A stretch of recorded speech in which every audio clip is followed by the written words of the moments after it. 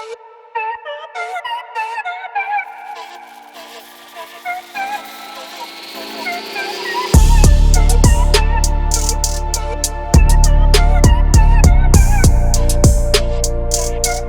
दुनिया में एक नया चलन है कि ये जमीन से जुड़ा रही है, लेकिन चंद्रमा पर बसने के लिए है।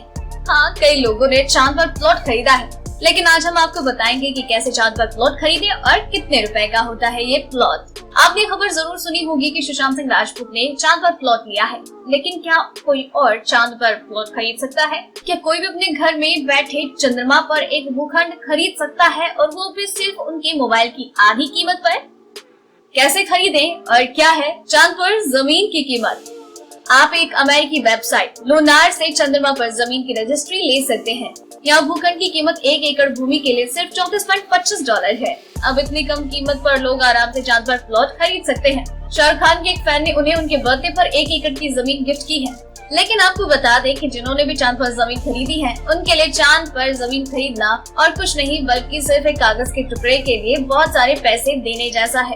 उनके पास और कुछ नहीं है सिवाय एक सर्टिफिकेट के। ना तो वो अपनी जमीन का निरीक्षण कर सकते हैं, ना ही किसी तरह से वहाँ पर रह सकते हैं। बस ये सोचकर खुश होते हैं कि रहिए आपके पास चांद का टुकड़ा है, चांद पर जमीन है। आप सभी ने शायद वो विज्ञापन देखा ही होगा जिसमें म्यूचुअल फंड्स को मार्केट रिस्क कहा जाता है। ये कि बाजार जोखिमों के अधीन है, इन्वेस्टमेंट में सोचकर ही निवेश करना चाहिए। कई बार ज्यादा फायदे के चक्कर में हम ज्यादा परेशानी में पहुंच जाते हैं। नुकसान सिर्फ म्यूचुअल फंड्स में नहीं होता है, कई बार ये नुकसान जमीन खरीदने में भी हो जाता है। चांद पर एक घर हो, ये शायद किसी फिल्मी गीत में सुना होगा, लेकिन असलियत में इससे कोसों दूर है। ये सही है कि चंद्रमा पर जमीन खरीदने वाले दुनिया में कई लोग हैं, लेकिन क्या ये असलियत है या फिर सिर्फ हम अपने दिल में बहला रहे हैं?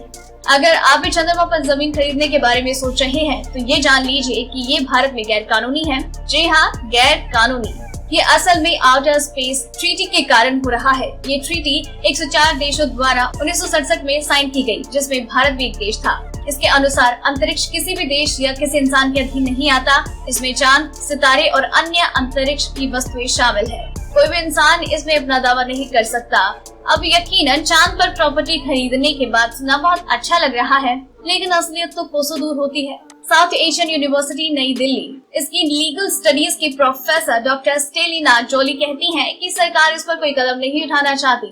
कारण ये है कि इस तरह की डील्स का कोई कानूनी प्रमाण नहीं होता और इसे दुनिया का कोई भी देश नहीं मानेगा, चाहे चांद पर जमीन भारतीय कंपनी से खरीदी हो या किसी और देश की कंपनी से, लेकिन इसकी मान्यता नहीं होगी। अगर कानूनी तौर पर ये वैध नहीं है, तो सरकार लोगों की गलती को लेकर कोई कदम नहीं उठा सकती। जो भी लोग जमीन बेच रहे हैं वो मालिक नहीं है। अगर कोई मालिक नहीं है, तो फिर वो कैसे किसी जमीन को बेच सकता है? ये तो सोचने वाली बात है।